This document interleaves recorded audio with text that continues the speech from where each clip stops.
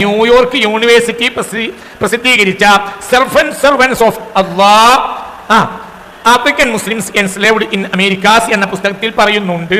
എന്ത്?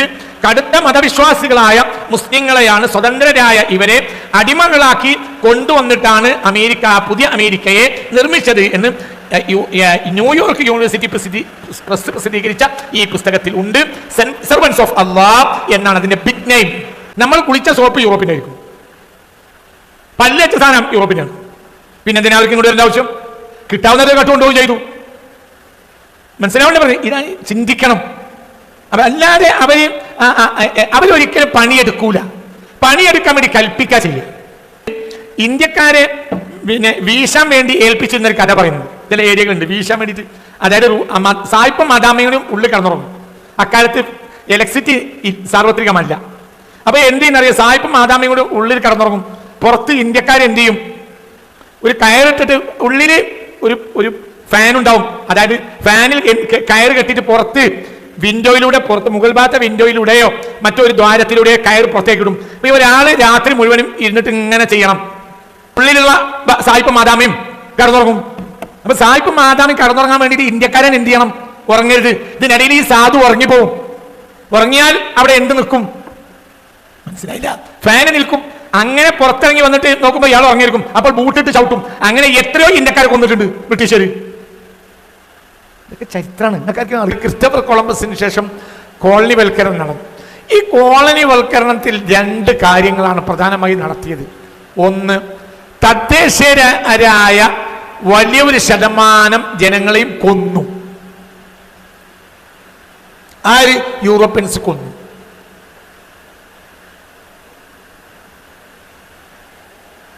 തദ്ദേശീയരായ വലിയൊരു ശതമാനം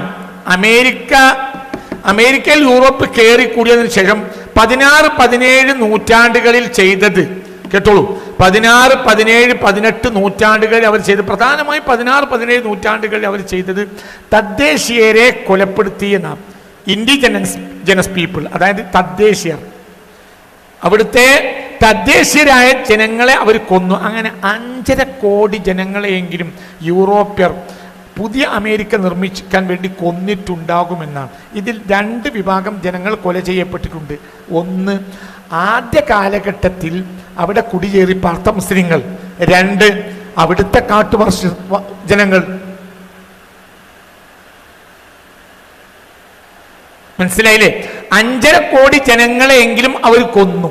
ഇത് ചരിത്രത്തിൽ സത്യമാണ്. 5.5 5.5 കോടി ജനങ്ങളെയെങ്കിലും പുതിയ അമേരിക്കയുടെ നിർമ്മാണത്തിന് വേണ്ടി അവർ, ഇതിനെ ചരിത്രം ദി ഗ്രേറ്റ് ഡൈയിങ് എന്നാണ് വിളിക്കുന്നത്. ചരിത്രം കണ്ട ഏറ്റവും വലിയ കൂട്ടക്കൊലയാണത്. 5.5 കോടി തദ്ദേശീയരെ കൊന്നിട്ടാണ് പുതിയ അമേരിക്ക ഉണ്ടാക്കിയത്. ഈ തദ്ദേശീയർ, ഒന്ന് അവിടുത്തെ ആദ്യത്തെ പൗരാണിക ജനങ്ങൾ, രണ്ടാമത്തതോ ആഫ്രിക്കയിൽ നിന്നും മറ്റുമൊക്കെ കുടിയേറി പാർത്ത ജനങ്ങൾ.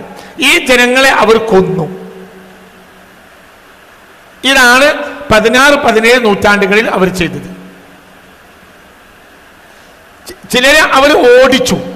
ആ നാടുകളിൽ നിന്ന് ഓടിച്ചപ്പോൾ അതിനിടയിൽ രോഗം പിടിപെട്ടും മറ്റു പ്രയാസങ്ങൾപ്പെട്ടും മരിച്ചവർ. അങ്ങനെ ചുരുക്കത്തിൽ 15-16 നൂറ്റാണ്ടുകളിൽ യൂറോപ്യൻസിന്റെ കോളനിവൽക്കരണത്തിൽ ആദ്യകാലത്ത് അവിടെ ഉണ്ടായിരുന്ന കാട്ടുമനുഷ്യരും പിന്നീട് കയറിക്കൂടിയ ആഫ്രിക്കൻസും അടക്കം 5.5 കോടി ജനങ്ങളെയെങ്കിലും യൂറോപ്യന്മാർ അമേരിക്കയുടെ നിർമ്മാണത്തിന് വേണ്ടി കൊന്നിട്ടുണ്ടാകും എന്നാണ് യൂറോപ്പ് തന്നെ അംഗീകരിക്കുന്ന ചരിത്രം.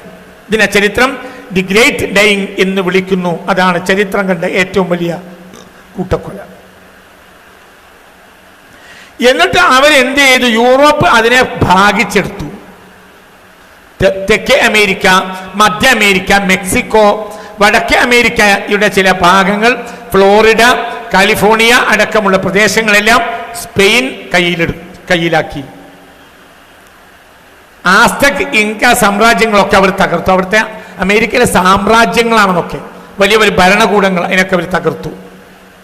തെക്കേ അമേരിക്കയുടെ കിഴക്കൻ ഭാഗം കൈയടക്കിയ ഇന്നത്തെ ബ്രസീൽ സാമ്രാജ്യം പോർച്ചുഗീലാണ് എടുത്തത്. അതുകൊണ്ട് അവിടുത്തെ പ്രധാനപ്പെട്ട ഭാഷ ഏതാ? ബ്രസീലിലെ പ്രധാനപ്പെട്ട ഭാഷ ഏതാ? ബ്രസീലിലെ പ്രധാനപ്പെട്ട ഭാഷ പോർച്ചുഗീസ്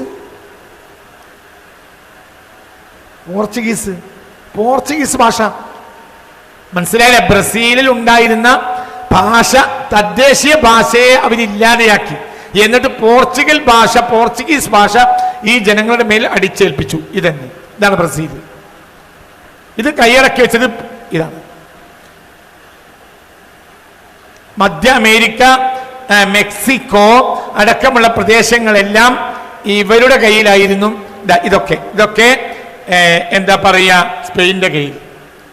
കിഴക്കൻ ഭാഗം, ഇന്നത്തെ ബ്രസീൽ അടക്കമുള്ള സ്ഥലങ്ങൾ പോർച്ചുഗലിന്റെ കയ്യിലായിരുന്നു. വടക്കേ അമേരിക്ക കിഴക്കൻ തീരങ്ങള് അതേപോലെ തന്നെ എന്താ പറയുക അടക്കമുള്ള ഇതാണ് കാനഡ. ചില ഭാഗങ്ങൾ അടക്കം ബ്രിട്ടന്റെ കയ്യിലായിരുന്നു. ഫ്രാൻസിന്റെ കയ്യിലുണ്ടായിരുന്നത് കാനഡയുടെ മറ്റു ഭാഗങ്ങൾ. ഇതാണ് കാനഡ. ഹൈറ്റി, കരീബിയൻ ദ്വീപുകള് ഇതൊക്കെ അവരും കൈവശം വെച്ച്. ചുരുക്കത്തിൽ പറഞ്ഞാൽ തെക്കേ അമേരിക്കയും വടക്കേ അമേരിക്കയും കൂടി യൂറോപ്യൻസ് കൈവശം വെച്ചു. ഇതാണ് ചരിത്രം. ഈ നാടുകളിൽ മുഴുവനും അവരെന്തു തദ്ദേശീയരെ കൊന്നു. പിന്നെ അവർക്ക് പുതിയ നാട് നിർമ്മിക്കണം. അവർ കൽപ്പിക്കുന്ന പണി മാത്രമേ ചെയ്യൂ.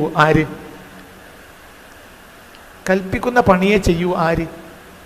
യൂറോപ്യൻസ് കൽപ്പിക്കുന്ന പണിയാ ചെയ്യാം. പണി ഏഷ്യക്കാരെ കൊണ്ട് എടുപ്പിക്കും.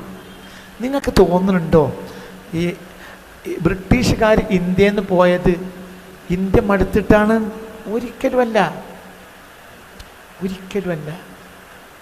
അങ്ങനെയല്ല. ഇന്ത്യയുടെ ലാഭം മുഴുവനും ബ്രിട്ടനിൽ നിന്ന് തന്നെ കിട്ടാനുള്ള സാധ്യത അവർക്കുണ്ടായി. പിന്നെ അവർ ഇന്ത്യയിൽ നിന്നാൽ ആളെണ്ണം കുറയലേ ഉള്ളൂ. ഞാൻ പറയട്ടെ, വല ഇടുന്നവൻ്റെ കയ്യിൽ കയറുണ്ടെങ്കിൽ പിന്നെ അവന് വെള്ളത്തിലിറങ്ങിയിട്ട് വല്ല മുറിയോ വ്രണമൊക്കെ ആയിട്ടുണ്ടെങ്കിൽ അത് മീൻ കൊത്തുക എന്നുള്ള പേടിയൊന്നും പേടിക്കണ്ടല്ലോ. മനസ്സിലായില്ല? അപ്പോൾ പിന്നെ അവൻ നിന്നിട്ട് ഒറ്റ ഏറ് കൊടുക്കും വല. മീൻ മനസ്സിലായില്ലേ? കൈ നനയാതെ മീൻ പിടിക്കുക. കൈ നനയാതെ മീൻ പിടിച്ചൂടെ? പണ്ട് പറഞ്ഞിരുന്നു കൈ നനയാതെ മീൻ പിടിക്കാൻ പറ്റൂല. എന്നാൽ കൈയാണെ മീൻ പിടിക്കാം. കൈ നനയാൻ മീൻ പിടിക്കലാണ് എന്ത്? വലയിൽ കയറ് കെട്ടുക. എന്നിട്ട് കയറ് ഇതിൻ്റെ നടുവിലൂടെ അങ്ങനെ കയറും. അങ്ങോട്ട് വല എറിയുമ്പോൾ കയറങ്ങോട്ട് പോവും. പിടുത്തം മാത്രം അവൻ്റെ കയ്യിൽ ബാക്കിയാവും. നിങ്ങനെ വലിക്കും. ഉദാഹരണം പറയാം, നമ്മൾ വിദ്യാഭ്യാസപരമായി നമ്മൾ യൂറോപ്പിൻ്റെ അടിമകളായി. പിന്നെ യൂറോപ്പിന് വിദ്യാഭ്യാസമാണ് സമ്പത്തിൻ്റെ അടിസ്ഥാനം. അപ്പം നമ്മൾ എന്ത് ചെയ്താലും പൈസ ആർക്ക് കിട്ടും? അവർക്ക് കിട്ടും. പിന്നെ എന്തിനാണ് അവർ ഇവിടെ നിന്ന് എണ്ണം കുറയുന്നത്? അവർ ഇന്ത്യ മടുത്തു പോയതല്ല. അവർ ഇന്ത്യയിൽ ഇവിടുന്ന് കിട്ടാനുള്ള സാധനമൊക്കെ കട്ടുകൊണ്ടുപോയി. മയൂര സിംഹാസനം അടക്കം എല്ലാവരും കട്ടുകൊണ്ടുപോയി. കിട്ടാവുന്ന അത്ര അവർ കട്ടുകൊണ്ടുപോയി. പിന്നെ അവർക്ക് ഇനി കക്കാനൊന്നുമില്ല. ഈ ബാക്കിയുള്ളത് വിദ്യാഭ്യാസത്തിന്റെ ലാഭം. അതാവട്ടെ അവർക്ക് കിട്ടുകയും ചെയ്യും. ഇപ്പൊ ഇന്ത്യയിലെ പ്രധാനപ്പെട്ട കമ്പനികളെല്ലാം ബ്രിട്ടൻ കമ്പനികളാണ്. എല്ലാം നമ്മൾ ഇന്ന് ഉപയോഗിച്ച സാധനങ്ങളെല്ലാം, നമ്മൾ ഇന്ന് നേരമെടുത്ത് ഉപയോഗിച്ച പല സാധനങ്ങളും യൂറോപ്പിൻ്റെയാണ്. ഇന്ന് നേരമെടുത്ത് ഉപയോഗിച്ച സാധനങ്ങൾ പലതും യൂറോപ്പിൻ്റെയാണ്. നമ്മൾ കുളിച്ച സോപ്പ് യൂറോപ്പിൻ്റെ ആയിരിക്കും. പല്ലച്ച സാധനം യൂറോപ്പിൻ്റെയാണ്. പിന്നെ എന്തിനാ അവർക്ക് ഇങ്ങോട്ട് വരേണ്ട ആവശ്യം? കിട്ടാവുന്നവരെ കട്ടുകൊണ്ടുപോവുകയും ചെയ്തു. മനസ്സിലാവണ്ട പറഞ്ഞു. ഇതാണ് ചിന്തിക്കണം. അപ്പൊ അല്ലാതെ അവരൊരിക്കലും പണിയെടുക്കൂല. പണിയെടുക്കാൻ വേണ്ടി കൽപ്പിക്കുക ചെയ്യുക. എൻ്റെ ഈ പുസ്തകത്തിൽ ഇന്ത്യക്കാരെ പിന്നെ വീശാൻ വേണ്ടി ഏൽപ്പിച്ചിരുന്ന ഒരു കഥ പറയുന്നുണ്ട്. ചില ഏരിയകളുണ്ട് വീശാൻ വേണ്ടിയിട്ട്. അതായത് സായിപ്പും മദാമയും ഉള്ളിൽ കടന്നുറങ്ങും. അക്കാലത്ത് ഇലക്ട്രിസിറ്റി സാർവത്രികമല്ല. അപ്പൊ എന്ത് ചെയ്യുന്നറിയാം, സായിപ്പും മാതാമയും കൂടി ഉള്ളിൽ കടന്നുറങ്ങും. പുറത്ത് ഇന്ത്യക്കാരെന്ത് ചെയ്യും, ഒരു കയറിട്ടിട്ട് ഉള്ളില് ഒരു ഫാൻ ഉണ്ടാവും.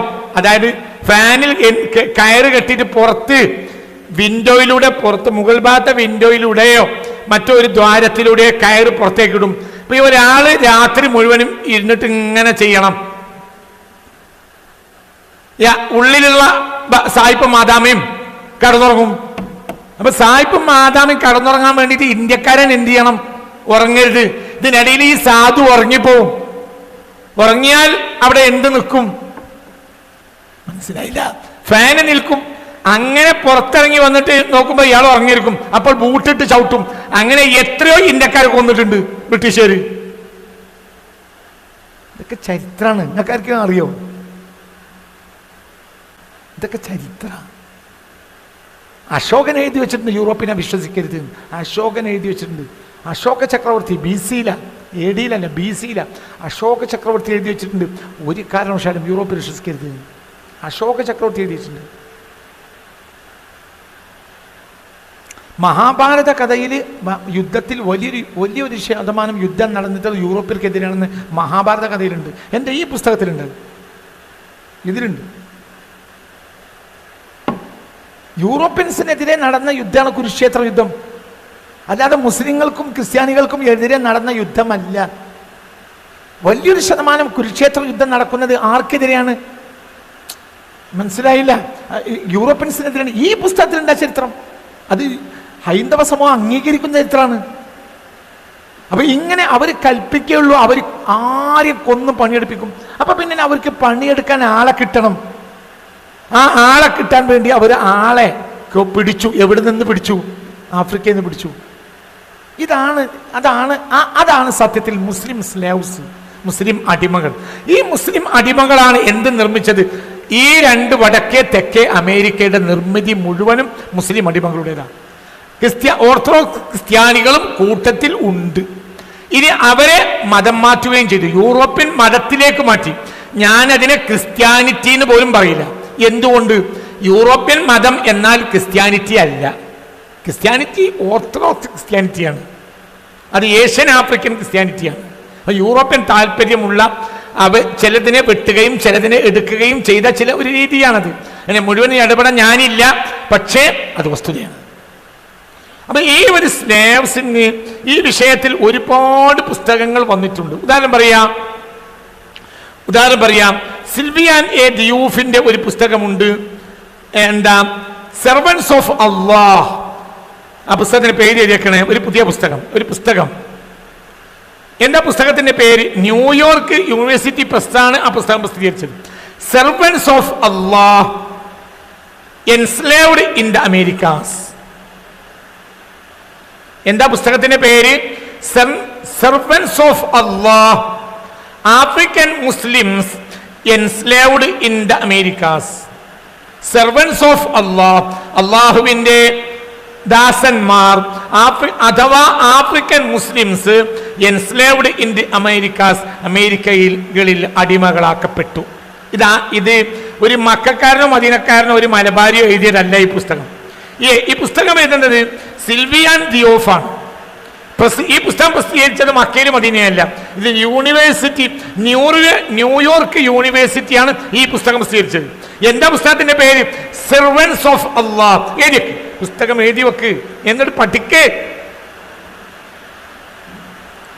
Servants of Allah African Muslims enslaved in the Americas, അമേരിക്കയിൽ അടിമകളാക്കപ്പെട്ട ആഫ്രിക്കൻ മുസ്ലിംസ്, അതായത് സെർവൻസ് ഓഫ് അള്ളാഹ്, അള്ളാഹുവിന്റെ ദാസന്മാർ. ഇതാണ് പുസ്തകത്തിന്റെ പേര്. ആരാ പ്രസിദ്ധീകരിച്ചത്? ന്യൂയോർക്ക് യൂണിവേഴ്സിറ്റി പ്രസ് പ്രസിദ്ധീകരിച്ചു. ഈ പുസ്തകം വിശദീകരിക്കുന്ന കാര്യങ്ങൾ 2013 ഈ പുസ്തകത്തിന്റെ 13ാം പതിപ്പ് പുറത്തിറങ്ങിയിട്ടുണ്ട്. 2013 ഇതിന്റെ 13ാം പതിപ്പ്, വാർഷിക പതിപ്പ് പ്രസിദ്ധീകരിച്ചിട്ടുണ്ട്. 15ാം വാർഷിക പതിപ്പ്. അതായത് 1998 മറ്റോ ആയിരിക്കും ഈ പുസ്തകത്തിന്റെ 1ാം പബ്ലിഷിംഗ്. 2013 അതിന്റെ 15ാം വാർഷിക പതിപ്പ് പ്രസിദ്ധീകരിക്കപ്പെട്ടിട്ടുണ്ട്. എന്താണ്? അതെ, 98 അതിന്റെ പബ്ലിഷ്ഡ് ഇയർ 1998.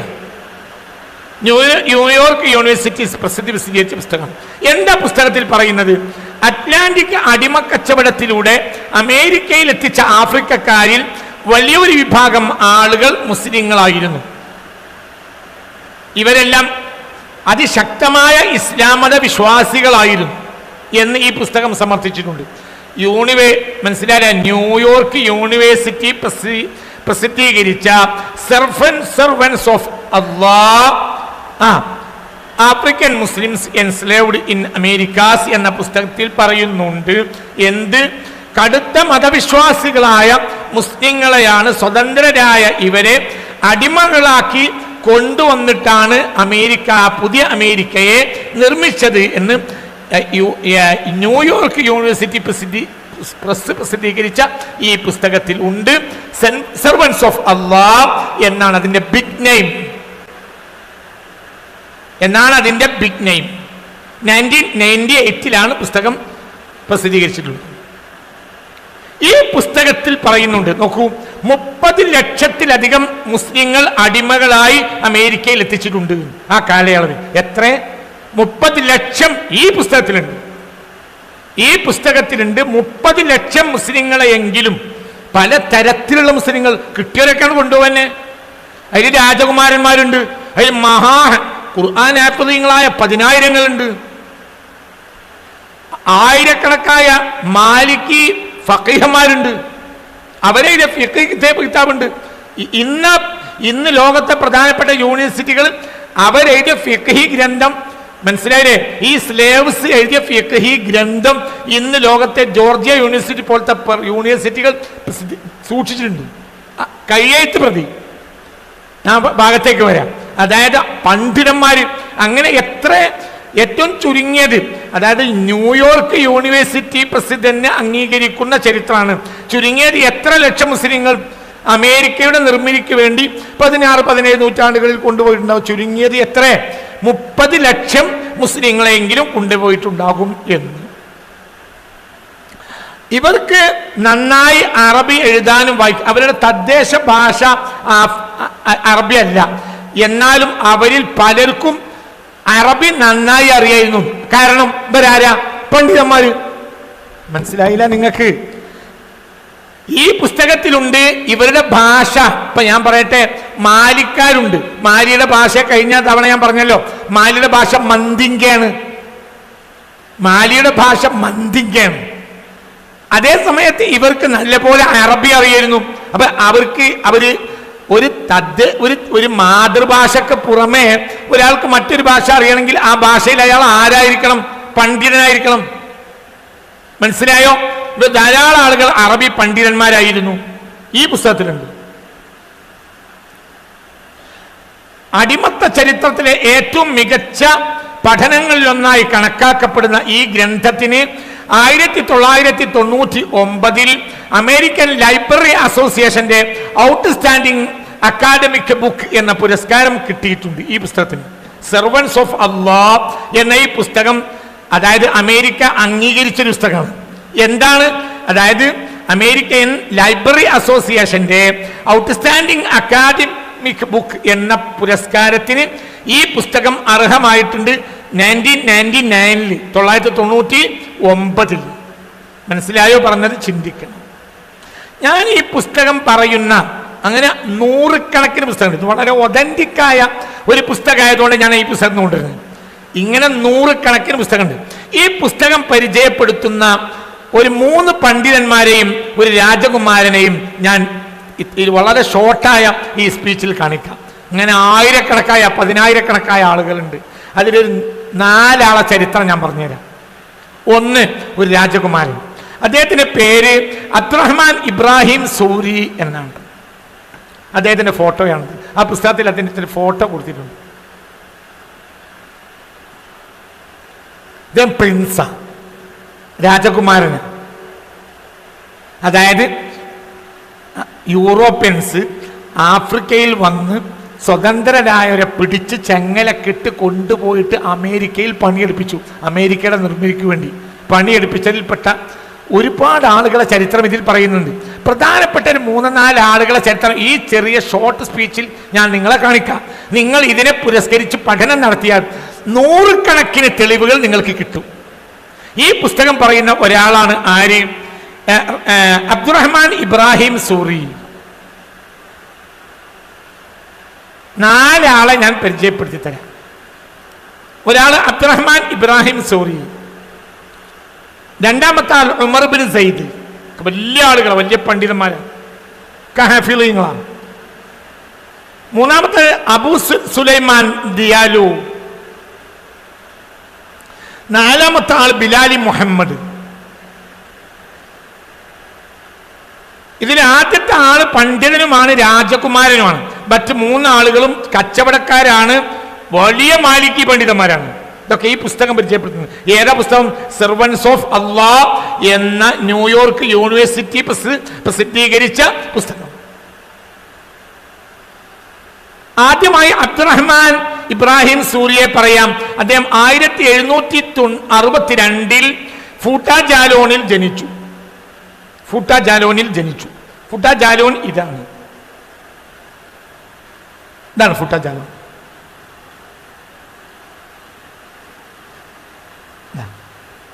ഫൂട്ടാ ജാലോൺ.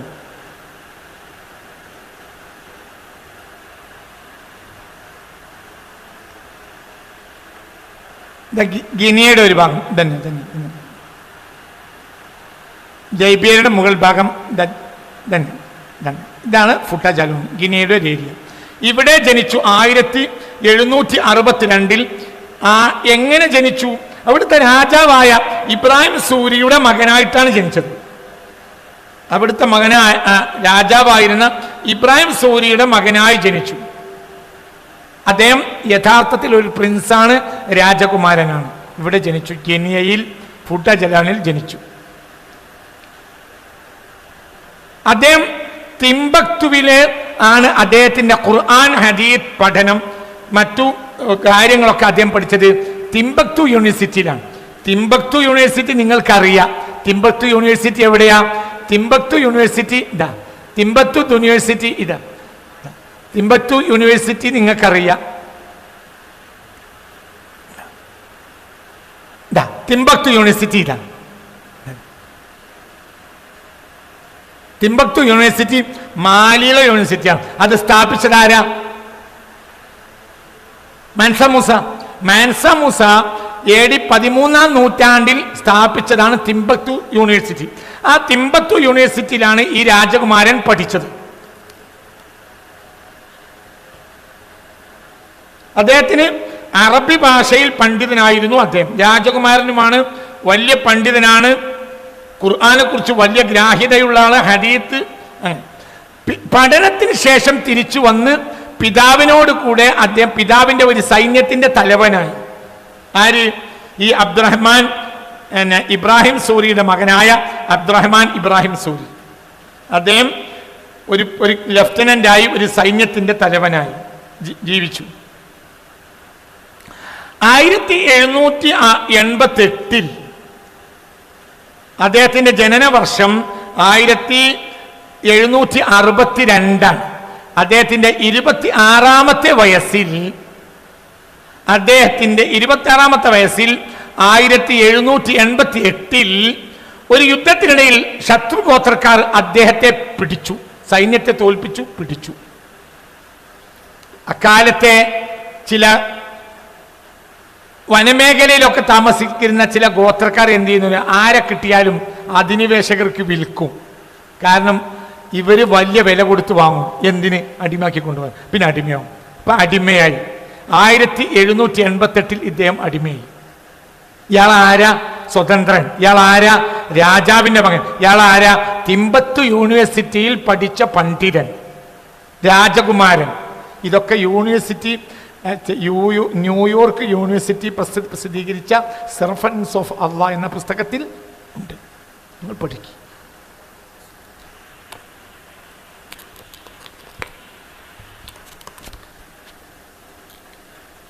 മിസിസിപ്പിയിലെ പരുത്തിത്തോട്ടത്തിൽ തന്നെ അദ്ദേഹം അടിമക്കച്ചവടക്കാർക്ക് അദ്ദേഹത്തെ ഇവർ കൊണ്ടുപോയി വിറ്റു.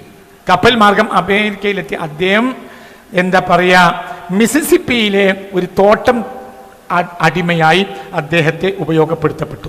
തോമസ് ഫോസ്റ്റർ എന്നായിരുന്നു അദ്ദേഹത്തിന്റെ തോട്ടം ഉടമയുടെ പേര്. അയാൾ വളരെ ക്രൂരനായിരുന്നു.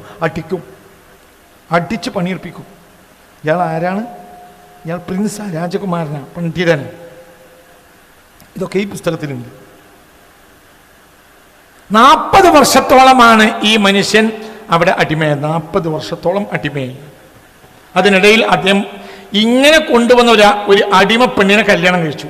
അതിൽ അദ്ദേഹത്തിന് 9 മക്കളുണ്ടായി. ഇതൊക്കെ ഈ പുസ്തകത്തിലുണ്ട്.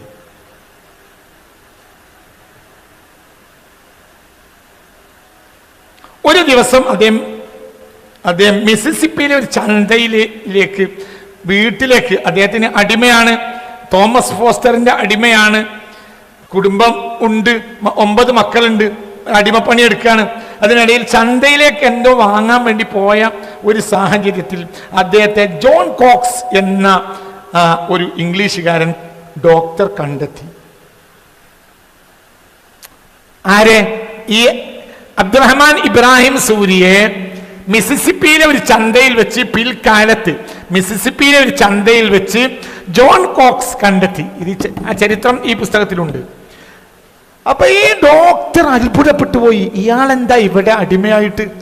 കാരണം ഒരു യാത്രയിൽ, കപ്പൽ തകർന്നിട്ട് ഒരു യാത്രയിൽ എന്താ പറയാ, സെനഗലിന്റെ തീരത്ത്, ഗനിയയുടെ തീരത്ത് അടിഞ്ഞിട്ടുണ്ടായിരുന്നു ഈ ഡോക്ടർ.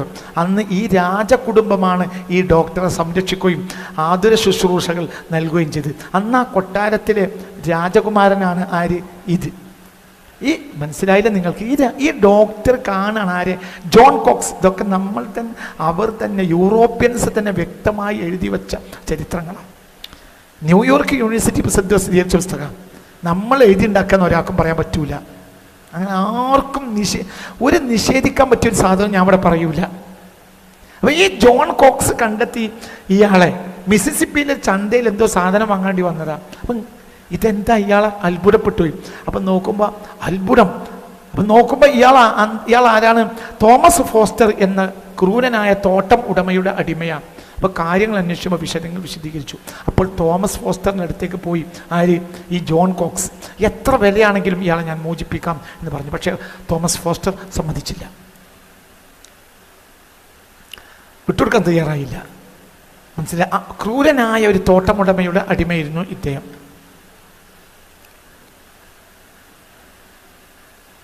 അദ്ദേഹം അങ്ങനെ പിന്നീട് കടഞ്ഞ് പരിശ്രമിച്ചു. ജോൺ കോക്സിന്റെ തന്നെ താല്പര്യപ്രകാരം ഒരു കത്ത് അദ്ദേഹം മൊറോക്കോയിലെ രാജാവിന് എഴുതി.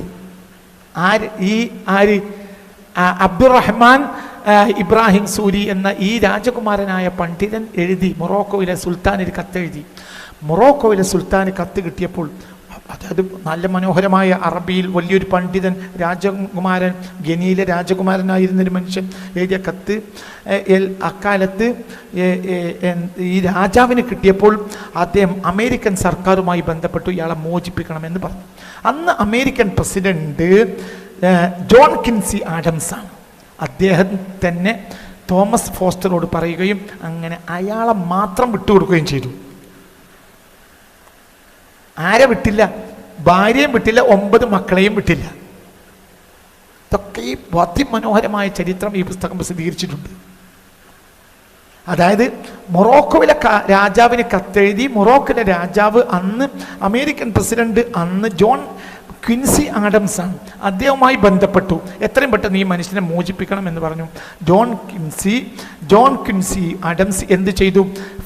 തോമസ് ഫോസ്റ്റർ എന്ന തോട്ടൽ ഉടമയോട് ഇയാളെ വിട്ടുകൊടുക്കണമെന്ന് ആവശ്യപ്പെട്ടു. അത് മാത്രം തോട്ടം ഉടമ ചെയ്തു. അയാളെ മാത്രം മോചിപ്പിച്ചു. ആരെ മോചിപ്പിച്ചില്ല? തൻ്റെ ഭാര്യയെ മോചിപ്പിച്ചില്ല, 9 മക്കളെയും മോചിപ്പിച്ചില്ല. അതുകൊണ്ട് അദ്ദേഹത്തിന് അമേരിക്കയിൽ പോകാൻ കഴിഞ്ഞില്ല. കാരണം ഭാര്യ മക്കളിട്ട് എങ്ങനെ പോകും? അദ്ദേഹത്തിൻ്റെ കയ്യിൽ പണമില്ല. വലിയൊരു പണം ആവശ്യപ്പെട്ടു തോമസ് ഫോസ്റ്റർ. അങ്ങനെ അമേരിക്കയിലുടനീളം മുസ്ലിങ്ങൾക്കിടയിൽ അദ്ദേഹം വലിയ പ്രഭാഷണങ്ങൾ നടത്തി. അക്കാലത്ത് പൈസ ഇല്ലാത്തവൻ പിന്നെ ചെയ്യുന്ന പണി അതാണല്ലോ, പ്രഭാഷണങ്ങൾ നടത്തി. അങ്ങനെ പണം സ്വരൂപിച്ചു.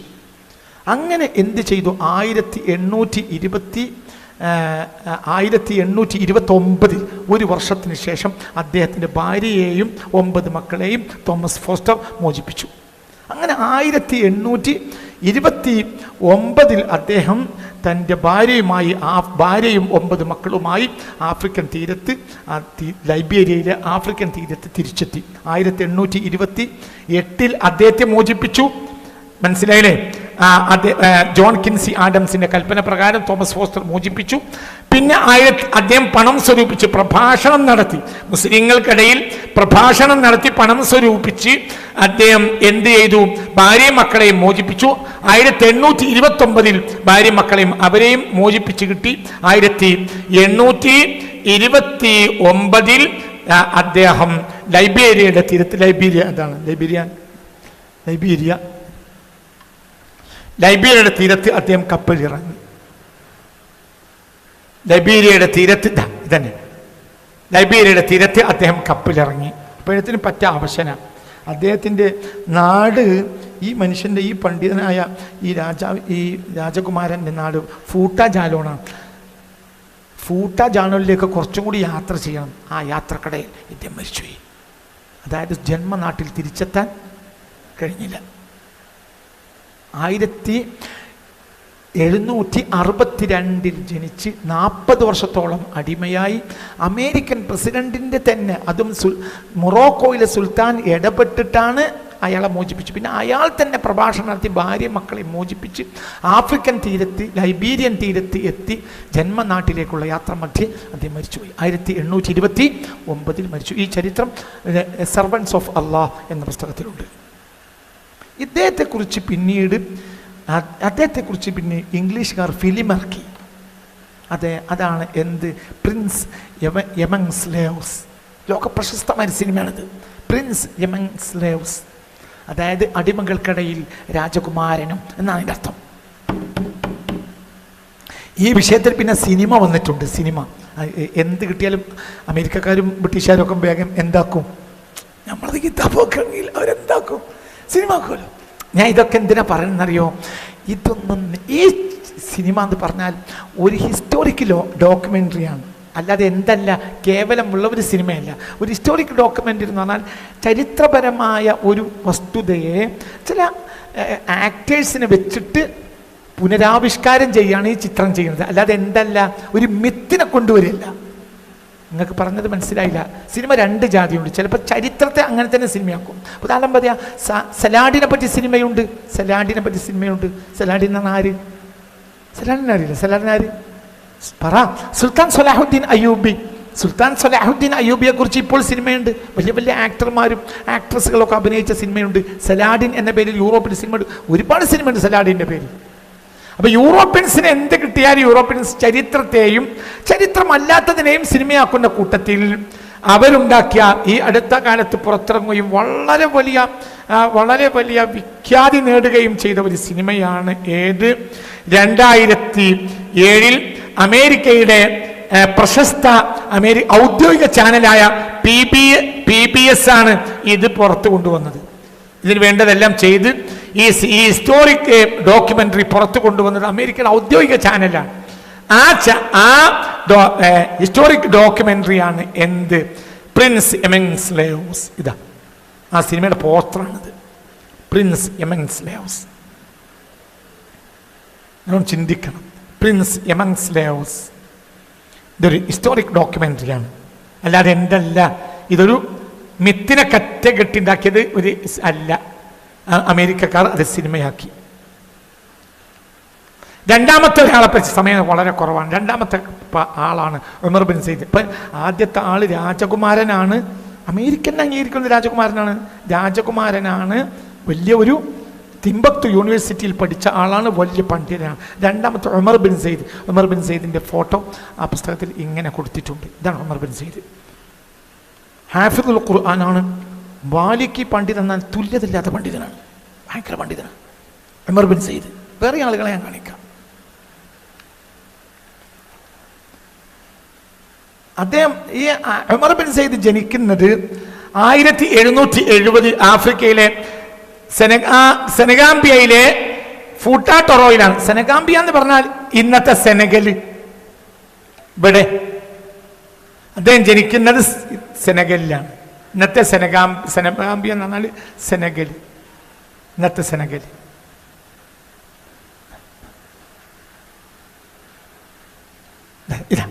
ഇതാണ്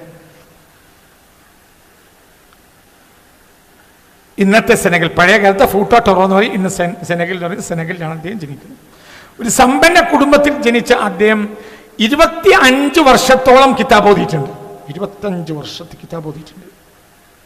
അദ്ദേഹം ഹാഫിളാണ്, വലിയ ആലിമാണ്.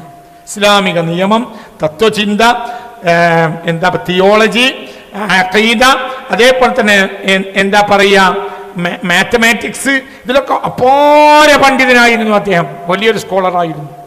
അദ്ദേഹം മുദരിസായി ജോലി ചെയ്തിട്ടുണ്ട്. വലിയ ആഫ്രിക്കയിൽ ഒരു കാലത്ത് വലിയ പ്രൊഫസറായി ജോലി ചെയ്തിട്ടുണ്ട് അദ്ദേഹം. മാത്രമല്ല ഒരു കച്ചവടക്കാരനുമായിരുന്നു അദ്ദേഹം.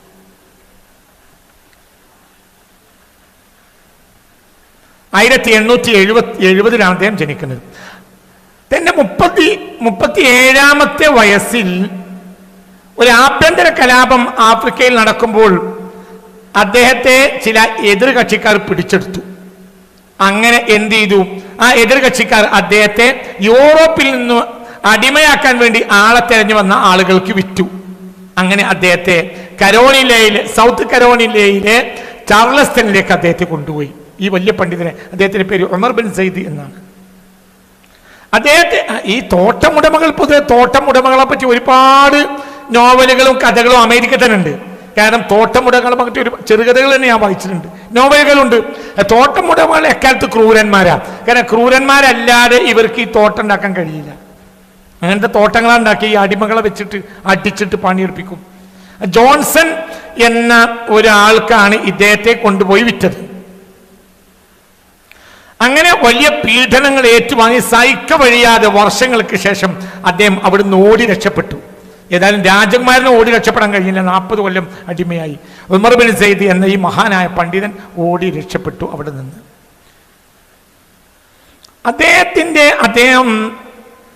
അദ്ദേഹം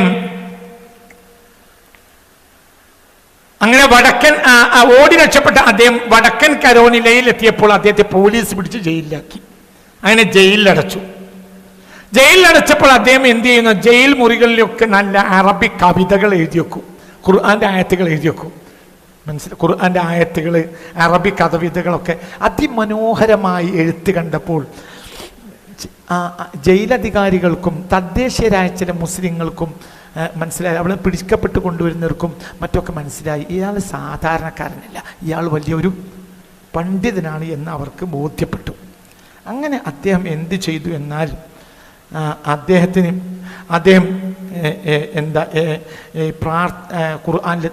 ഖുർആനിലെ ചില സൂറത്തുകൾ, അതേപോലെ തന്നെ ഹദീസിൽ വന്ന ദുആകൾ, ഇതൊക്കെ എഴുതി വെക്കുകയും തൻ്റെ കൂടെയുള്ള ആളുകൾക്ക് അദ്ദേഹം പകർത്തി കൊടുക്കുകയും ചെയ്തിരുന്നു. അദ്ദേഹം അങ്ങനെ ജയിൽ മുറിയിൽ വെച്ചും അങ്ങനെയുള്ള സേവനങ്ങളൊക്കെ അദ്ദേഹം ചെയ്തു.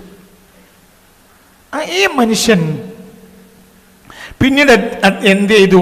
ഇങ്ങനെ ഒരാളെ പറ്റി അറിവ് കിട്ടിയപ്പോൾ ഒരു പൊളിറ്റീഷ്യൻ, ജെയിംസ് ഓവൻ എന്നാണ് അദ്ദേഹത്തിന്റെ പേര്. ജെയിംസ് ഓവൻ എന്ന രാഷ്ട്രീയക്കാരൻ അദ്ദേഹത്തെ ജയിലിൽ വന്ന് കണ്ടു. അങ്ങനെ അദ്ദേഹത്തെ തനിക്ക് വിട്ടുതരണമെന്ന് അധികൃതരോട് ആവശ്യപ്പെടുകയും അതിനാവശ്യമായ യഥാർത്ഥ ഉടമക്കൊരു പണം കൊടുത്ത് അദ്ദേഹത്തെ തൻ്റെ അടിമയാക്കി. ജെയിംസ് ഓവൻ പക്ഷെ നല്ല മനുഷ്യനാണ്. ഈ ജെയിംസ് ഓവൻ അദ്ദേഹത്തിന് എന്ത് ചെയ്തു? പെന്നും കടലാസും കൊണ്ടു അറിയുന്നതൊക്കെ എഴുതിയൊക്കെ പറഞ്ഞു. അങ്ങനെ ജെയിംസ് ഓവൻ ഉമർ ബിൻ സയ്യിദിനോട് തൻ്റെ ആത്മകഥ എഴുതാൻ വേണ്ടി പറഞ്ഞു. അങ്ങനെ ഒരു അടിമ, സ്വന്തം അമേരിക്കയിൽ അടിമയായ ഒരു മനുഷ്യൻ സ്വന്തം ആത്മകഥ എഴുതിയിട്ടുണ്ട്. ആ ആത്മകഥ പിന്നീട് എന്ത് ചെയ്തു? അമേരിക്കക്കാരനായ അലാ അൽ റൈസ് എന്ന ആൾ ഇംഗ്ലീഷിലേക്ക് തർജ്ജമ ചെയ്ത് പ്രസിദ്ധീകരിച്ചു.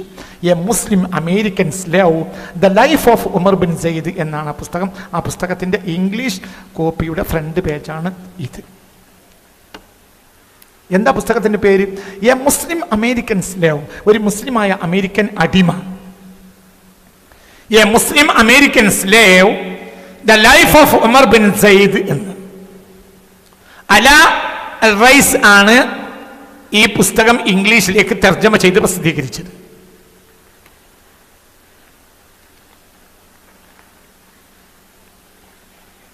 ജോൺ ഓവന്റെ കൽപ്പന പ്രകാരം, ജെയിംസ് ഓവന്റെ കൽപ്പന പ്രകാരം അതിനുവേണ്ട എല്ലാ സൗകര്യവും ആ നല്ല മനുഷ്യൻ ചെയ്തു. ജെയിംസ് ഓവൻ എന്ന ആ നല്ല മനുഷ്യൻ ചെയ്തു കൊടുത്തു എന്ന് മാത്രമല്ല, തൻ്റെ കഥ എഴുതാൻ വേണ്ടി, ഈ കഥ ഇന്ന് ലോക പ്രശസ്തമാണ്. ഈ കഥ ഇന്ന് ലോക പ്രശസ്ത. ഏത്? ഓട്ടോബയോഗ്രഫി. ആരുടെ? ഉമർ ബിൻ സയ്യിദിന്റെ. ഇത് ലോകം മുഴുവൻ അംഗീകരിക്കുന്ന ഒരു സ്ലേവിന്റെ ആത്മകഥയാണ്. അതായത് ആഫ്രിക്കയിൽ നിന്ന് സ്വതന്ത്രനായി വലിയ പണ്ഡിതനായി ജീവിച്ചിരുന്ന ഒരു മുദല്ലിസായി ജീവിച്ചിരുന്ന ഈ മനുഷ്യൻ വ്യാപാരിയുമായിരുന്നു. അങ്ങനത്തെ ഈ മനുഷ്യന്റെ ജീവിത കഥ അദ്ദേഹം തന്നെ എഴുതി വെച്ചത് പിന്നെ അമേരിക്കക്കാരുടെ തന്നെ അത് പ്രസിദ്ധീകരിച്ചു. എന്താ പുസ്തകത്തിന്റെ പേര്? A Muslim American slave, the life of Umar bin Sayyid എന്നാണ് ആ പുസ്തകത്തിന്റെ പേര്. ആ പുസ്തകത്തിന്റെ ഫ്രണ്ട് കോപ്പിയാണ്, ഫ്രണ്ട് പേജാണ് ഞാൻ ഈ കാണിച്ചത്. നീട്ടുന്നില്ല. മറ്റൊരു പേര്, മറ്റൊരാൾ അബു സുലൈമാൻ ദിയാലോ ആണ്. അദ്ദേഹത്തിൻ്റെ ഫോട്ടോ ഇങ്ങനെ കൊടുത്തിട്ടുണ്ട്. അബു സുലൈമാൻ ദിയാലോ. ഇതാണ് അബു സുലൈമാൻ ദിയാലോ. ഇയാൾ വലിയ പണ്ഡിതനാണ് അബു സുലൈമാൻ ദിയാലോ. അതായത് അമേരിക്കയുടെ നിർമ്മിതിക്ക് വേണ്ടി ആഫ്രിക്കയിൽ നിന്ന് പിടിച്ചു കൊണ്ടുപോയ പണ്ഡിതന്മാരുടെയും രാജകുമാരന്മാരുടെയും കഥനുണ്ട്. 30 ലക്ഷത്തോളം ആളുകളെയാണ് അമേരിക്കക്ക് നിർമ്മിതിക്ക് വേണ്ടി പുതിയ കാലത്ത് കൊണ്ടുപോയിട്ടുള്ളത്. അതായത് 17, 18, 16, 17, 18 നൂറ്റാണ്ടുകളിൽ. ഹാഫിദുൽ ഖുർആനാണ് ആര്? ഈ അബു സുലൈമാൻ ദിയാലോ. അബു സുലൈമാൻ ദിയാലോവിൻ്റെ ഖുർആൻ കയ്യെഴുത്ത് കോപ്പികൾ ഇന്ന് ലണ്ടൻ യൂണിവേഴ്സിറ്റി അടക്കം ഇന്ന് സൂക്ഷിച്ചിട്ടുണ്ട്. അദ്ദേഹത്തിൻ്റെ ഖുർആൻ കയ്യെഴുത്ത് കോപ്പി പിൽക്കാലത്ത് അദ്ദേഹം ലണ്ടനിലെത്തിയപ്പോൾ അദ്ദേഹം ലണ്ടനിൽ വെച്ച് ഖുർആൻ പകർത്തി എഴുതി കൊടുത്തു. അബു സുലൈമാൻ ദിയാലോ 1701 അദ്ദേഹം ബോണ്ടുവിലാണ് ജനിക്കുന്നത്. ബോണ്ടു ഏകദേശം ഇവിടെ തന്നെയാണ്. തന്നെ ഇടക്കാറിൻ്റെ ഒക്കെ അടുത്ത ഈ പ്രദേശം, ഇതാണ് ബോണ്ടുവിലാണ് അദ്ദേഹം ജനിക്കുന്നത്. അദ്ദേഹത്തിൻ്റെ ബാപ്പയും വല്ലിപ്പയും ഒക്കെ പണ്ഡിതന്മാരായിരുന്നു എന്ന് മാത്രമല്ല അവിടുത്തെ പള്ളിയിലെ ഇമാമും മുദരിസുമായിരുന്നു അദ്ദേഹത്തിൻ്റെ സ്വന്തം ബാപ്പ.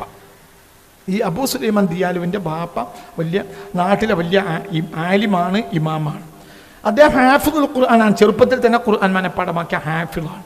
ഇസ്ലാമിക നിയമങ്ങൾ വലിയ അറിവുള്ള ആളായിരുന്നു, വലിയ പണ്ഡിതനാണ് മാത്രമല്ല മാലിക് ഫിഖ്ഹിൽ ഫഖീഹായിരുന്നു അദ്ദേഹം, അബൂ സുലൈമാൻ ദിയാലു. അദ്ദേഹം ഒരിക്കൽ എന്ത് ചെയ്യുന്നു, സാധനം വിൽക്കാൻ വേണ്ടി ചന്തയിലേക്ക് പോവാണ്. 1730 അദ്ദേഹത്തിൻ്റെ 29ാമത്തെ വയസ്സ്. ജനിക്കുന്നത് 1701. അദ്ദേഹം എന്തു തൻ്റെ കയ്യിലുള്ള സാധനങ്ങൾ വിൽക്കാൻ വേണ്ടിയിട്ട് ചന്തയിലേക്ക് പോകുമ്പോൾ ചില ആഫ്രിക്കൻ ഗോത്രവർഗ്ഗക്കാർ അദ്ദേഹത്തെ ആക്രമിച്ച് പിടിച്ചിട്ട് യൂറോപ്യൻ അടിമക്കച്ചവടക്കാർക്ക് വിറ്റു. അങ്ങനെ കപ്പൽ മാർഗം മേരിലാൻഡിൽ അദ്ദേഹം എത്തിച്ചേർന്നു. പിന്നെ അദ്ദേഹം മേരിലാൻഡിൽ എത്തിച്ചേർന്നു. അദ്ദേഹം അലക്സാണ്ടർ ടോൾസി എന്ന തോട്ടം ഉടമ ആണ്. പുകയില തോട്ടങ്ങളിൽ കഠിനമായി ജോലി ചെയ്യാൻ അദ്ദേഹത്തെ നിയോഗിച്ചു. കന്നികാലി പുകയില തോട്ടങ്ങൾ ജോലി ഇതായിരുന്നു അദ്ദേഹത്തിൻ്റെ ഉത്തരവാദിത്വം. എന്നാലും ഇവരൊക്കെ 5 വഖ്ത് നിസ്കാരം നിർവഹിക്കും.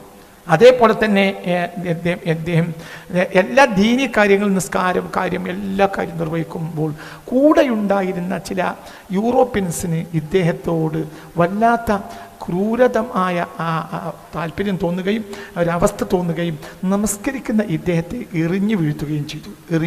ഇതൊക്കെ ഒരു സർവ്വസാധാരണ ആക്കിയപ്പോൾ ഈ തൊഴിലിൽ നിന്ന് അദ്ദേഹം ഓടി രക്ഷപ്പെട്ടു. അങ്ങനെ അദ്ദേഹത്തെ അദ്ദേഹം ഓടി രക്ഷപ്പെട്ടപ്പോൾ അദ്ദേഹത്തെ പോലീസ് പിടികൂടി ജയിലിലടച്ചു. ജയിലിൽ വെച്ച് തോമസ് ബ്ലൂവറ്റ് എന്ന ഇംഗ്ലീഷുകാരൻ അഭിഭാഷകൻ, ഒരു അഡ്വക്കേറ്റ് അദ്ദേഹത്തെ കണ്ടെത്തി. അദ്ദേഹത്തിൻ്റെ പാണ്ഡിത്യവും അറിവും, ഈ അബൂ സുലൈമാൻ ദിയാലുവിൻ്റെ പാണ്ഡിത്യം, അറിവ് എന്നെല്ലാം കണ്ട് മനസ്സിലാക്കിയപ്പോൾ തോമസ് ബ്ലൂവറ്റ് അദ്ദേഹത്തിന് എഴുതാൻ പേപ്പറും പേനയും നൽകി. അങ്ങനെ അബൂ സുലൈമാൻ ദിയാലോ എന്തു ചെയ്തു? തൻ്റെ ബാപ്പാക്ക് കത്തെഴുതി. അബൂ സുലൈമാൻ ദിയാലോ, അബൂ സുലൈമാൻ അയ്യൂബ സുലൈമാൻ ദിയാലോ എന്നാണ് പേര്. അദ്ദേഹത്തിന് അറബിയിൽ തൻ്റെ ബാപ്പാക്ക് കത്തെഴുതി.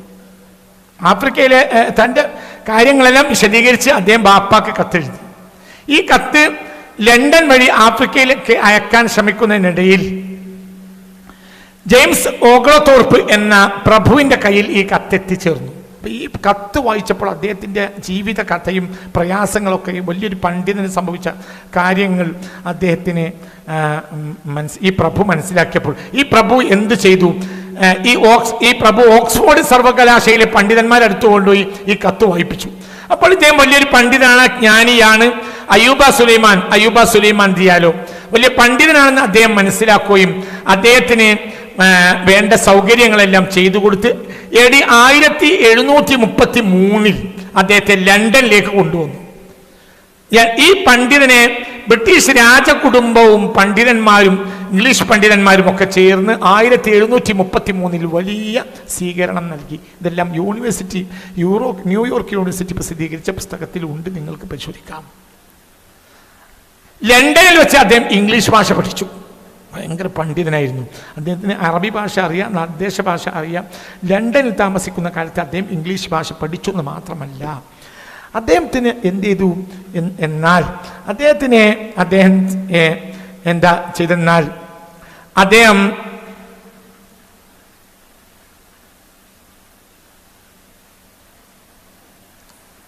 പൂർണ്ണമായി ഞാൻ പറഞ്ഞില്ല, 3 ഖുർആന്റെ കയ്യെഴുത്ത് പ്രതികൾ ലണ്ടനിൽ ഇരുന്ന് അദ്ദേഹം എഴുതിയുണ്ടാക്കി. ഖുർആന്റെ കയ്യെഴുത്ത് പ്രതികൾ എഴുതിയുണ്ടാക്കി. സർ ഹാൻസ് ജോസ്റ്റൻ എന്ന ശാസ്ത്രജ്ഞന് കയ്യെഴുത്ത് പ്രതികൾ വിവർത്തനം ചെയ്യാനും അദ്ദേഹം സഹായിച്ചു. അതായത് ഒരുപാട് എന്താ പറയുക അറബി കയ്യെഴുത്ത് പ്രതികൾ അദ്ദേഹം ഇംഗ്ലീഷിലേക്ക് തർജ്ജമ ചെയ്തു. അദ്ദേഹത്തിന്റെ ചിത്രകാരനായ വില്യം ഹൊറാൾഡ് അദ്ദേഹത്തിന്റെ ചിത്രം വരച്ച് ഇന്ന് ബ്രിട്ടീഷ് നാഷണൽ പോർട്രേറ്റ് ഗാലറിയിൽ അദ്ദേഹത്തിന്റെ ചിത്രമുണ്ട്. ആ ചിത്രം ആണ് ഇത്. ബ്രിട്ടീഷ് പോർട്രേറ്റ് ഗാലറിയിൽ അദ്ദേഹത്തിന്റെ ചിത്രമുണ്ട്. ഇത് ഇന്നത്തെ ബ്രിട്ടീഷ് ഗാലറിയിൽ അദ്ദേഹത്തിന്റെ ചിത്രമുണ്ട്. ആ ചിത്രമാണിത്. അത് അക്കാലത്ത് ജീവിച്ചിരുന്ന പ്രധാനപ്പെട്ട പെയിന്റർ ആയിരുന്ന വലിയ പ്രശസ്ത ചിത്രകാരനായ വില്യം ഹൊറാൾഡ് അന്ന് വരച്ച ചിത്രമാണ് ഇപ്പോൾ ബ്രിട്ടീഷ് ലൈബ്രറിയിലുള്ളത്. അതായത് ഇതൊന്നും നമ്മൾ ഏതെങ്കിലും വർത്തമാനം പറയല്ല, വളരെ ഒതന്റിക്കായ വിവരങ്ങൾ വെച്ചിട്ടാണ് ഞാൻ ഈ സംസാരിക്കുന്നത്. അദ്ദേഹം എന്ത് ചെയ്യും? അദ്ദേഹം എഴുതിയ ഈ ഖുർആന്റെ പ്രതികൾ അക്കാലത്തെ ലണ്ടനിലെ പണ്ഡിതന്മാരെ അത്ഭുതപ്പെടുത്തി. വലിയ ഓർമ്മശക്തിയായിരുന്നു അദ്ദേഹത്തിനുണ്ടായിരുന്നത്. അതേപോലെ തന്നെ ചില യൂറോപ്യൻസുമായി ചില ഡിബേറ്റുകളിൽ അദ്ദേഹം പങ്കെടുക്കുകയും ഇസ്ലാമിൻ്റെ മേൽമത്തരവും പുണ്യ റസൂൽ മുസ്തഫ സല്ലല്ലാഹു അലൈഹി സത്യവും ഖുർആൻ സത്യമല്ല ചില ഡിബേറ്റുകളിൽ സമർത്ഥിക്കാൻ അദ്ദേഹത്തിന് മുന്നിൽ നിൽക്കുകയും ചെയ്തു. അദ്ദേഹം 1734 ലണ്ടനിൽ നിന്ന് അദ്ദേഹം സ്വന്തം ജന്മനാടായ ആഫ്രിക്കയിലേക്ക് തിരിച്ചു വന്നു. 1734 തിരിച്ചു വന്നു ജന്മനാട്ടിലേക്ക്. 1773 72 വയസ്സിലാണ് അദ്ദേഹത്തിന്റെ മരണം. അദ്ദേഹം വലിയ പണ്ഡിതനായിരുന്നു. ലോകം അതായത് ഇന്ന് ചരിത്രത്തിന് നിഷേധിക്കാൻ കഴിയാത്ത വ്യക്തിത്വങ്ങളിൽ ഒരാളാണ് അയ്യൂബ സുലൈമാൻ ദിയാലോ എന്ന ഈ പണ്ഡിതൻ.